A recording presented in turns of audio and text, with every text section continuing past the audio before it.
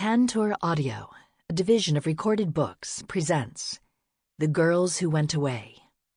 The Hidden History of Women Who Surrendered Children for Adoption in the Decades Before Roe v. Wade.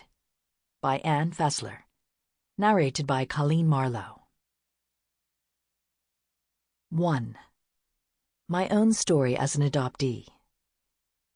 My mother told me that on my first 3 birthdays, she lit a special candle on my cake for the young woman who had given birth to me. She never explained why she did this for 3 years. No more, no less.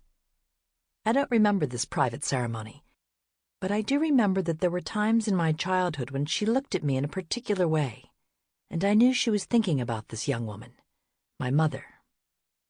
3 generations of women from my family have been brought together by adoption.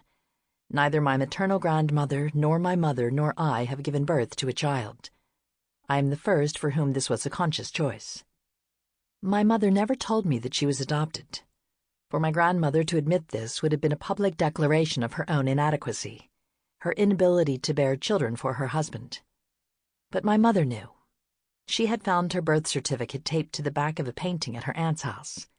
Her name had been Baby Helene before it was Hazel, and when she brought me home, she named me Anne Helene. My mother suffered her own private insecurity at not being able to bring a child to full term.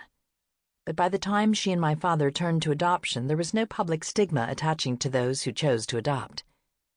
In post-World War II America, families that wanted to adopt were carefully screened and represented a kind of model family, one with a mother and a father who really wanted to raise a child. Although it is doubtful that families vetted through this process were actually any better or worse than other families, I was lucky enough to have parents who were loving and supportive and mindful of my development as an individual. They knew that they could guide me, but they also understood that I was not the sum of their parts. I was the product of 2 young people who had themselves, perhaps, been too young to fully understand the characteristics they had inherited from their own parents and passed on to me. My adoptive mother and father were offered very little information about my biological parents. She was 19 and from a big farm family of English and German descent. He was athletic, a college football player from a family of means. Their parents felt that this was no way to start a family.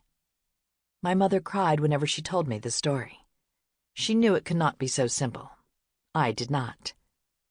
The story of that young couple sounded like the plot of a movie to me. I liked being part of this soulful story of ill-fated love, of having a mysterious past, of not being related to my family, of being my own person. Sample complete. Ready to continue?